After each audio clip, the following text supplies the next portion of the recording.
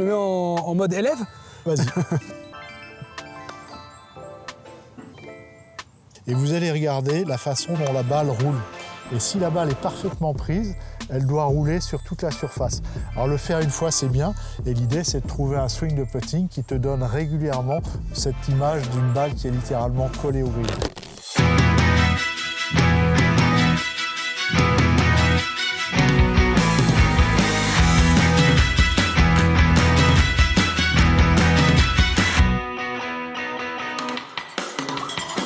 Bonjour, bienvenue sur Golfstar Magazine. Aujourd'hui, une vidéo avec Franck Schmitt et nous allons parler putting. Bonjour Franck. Bonjour Greg, bonjour à tous. Et aujourd'hui, occasion spéciale, Ping vous permet de gagner un putter maillet, celui-ci, celui que j'ai en main, exactement.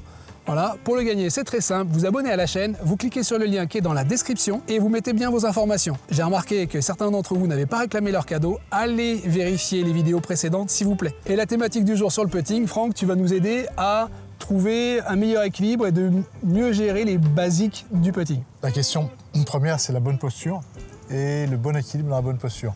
Alors, sur la posture, ce qui va être absolument essentiel, c'est d'avoir une position qui te permette de t'entraîner, de jouer sans te faire mal au dos. D'accord ?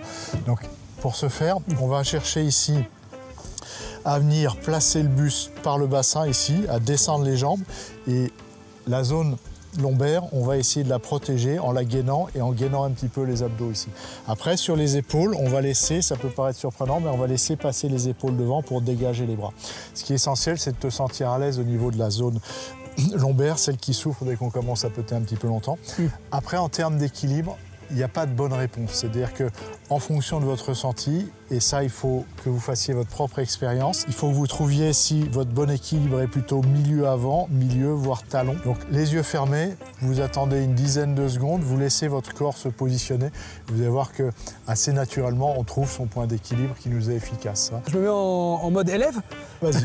Donc moi, je me souviens qu'on s'était arrêté une fois sur le putting green pour justement vérifier cet équilibre, mais tu m'avais mis sur une barre où je devais chercher moi-même cet appui. C'était une planche d'équilibre qui faisait entre 5 et 6 cm. C'était une plainte en fait, tout simplement, qui venait de chez un fournisseur. Et j'ai découvert donc moi à l'issue de ces sessions où je me suis focalisé pendant longtemps sur un équilibre bien ancré. Et là, avec cette recherche d'équilibre, où j'ai senti bien ce dos se détendre, et pour moi, c'est un peu plus sur l'arrière. Donc je suis un peu plus sur l'arrière, limite j'ai l'impression que mes avant-pieds peuvent décoller. Et là, je sens le dos qui s'est complètement relâché, et là, je suis bien. Encore une fois, je vous invite à putter les yeux fermés pour ressentir que vous êtes en capacité à maintenir cet équilibre pendant tout le mouvement, ce qui reste la clé.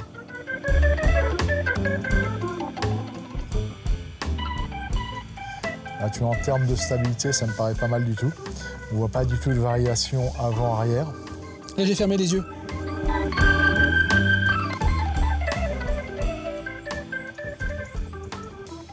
Là, j'ai ouvert un peu la face.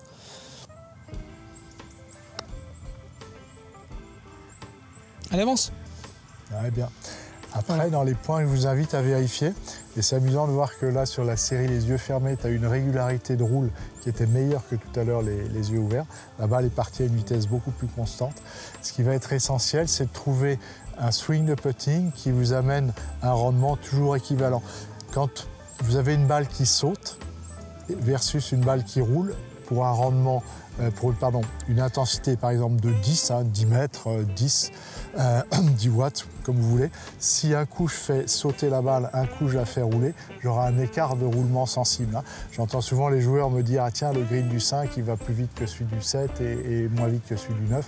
En règle générale, sur les parcours que vous jouez, c'est le même entretien sur tous les greens, c'est la même tonte.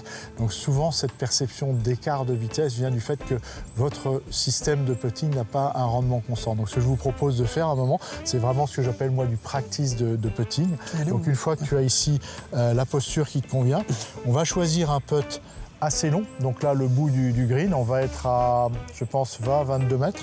Et là, l'idée, tout simplement, ça va être de faire un putt donc, qui va aller chercher l'extrémité du green. Et vous allez regarder la façon dont la balle roule. Et si la balle est parfaitement prise, elle doit rouler sur toute la surface. Alors le faire une fois, c'est bien.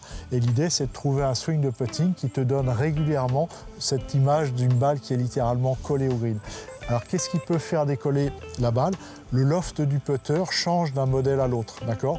L'angle du manche va changer d'un modèle à l'autre. Donc à vous de trouver le point zéro au niveau de la face ici, hein, donc il va correspondre à une balle plus ou moins à gauche, plus ou moins à droite, des mains plus ou moins en avant ou en arrière.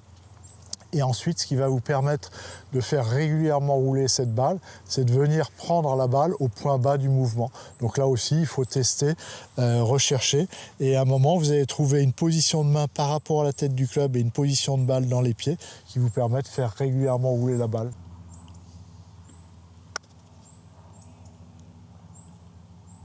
Un peu courte peut-être?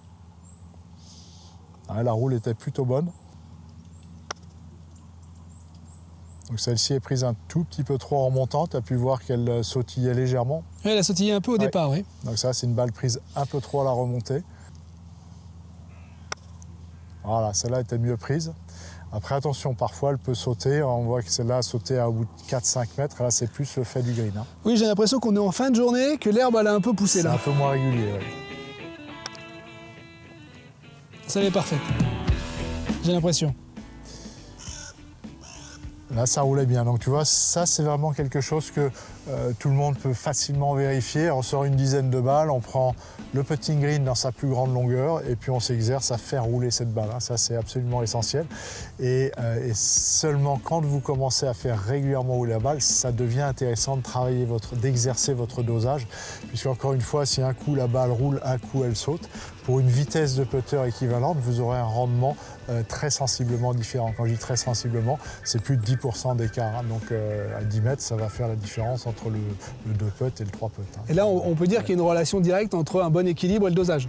Tout à fait. Voilà encore un exercice très simple, un sujet très simple pour le putting, pour améliorer votre régularité, améliorer votre plaisir de jeu sur le parcours. Merci Franck. Merci à toi. N'oubliez pas de vous abonner et de cliquer sur le lien en description pour tenter de gagner ce magnifique putter Ping, un maillet qui est top 3 des meilleurs maillets selon MyGolfSpy. Allez-y, merci à tous, je vous dis à très bientôt. Au revoir.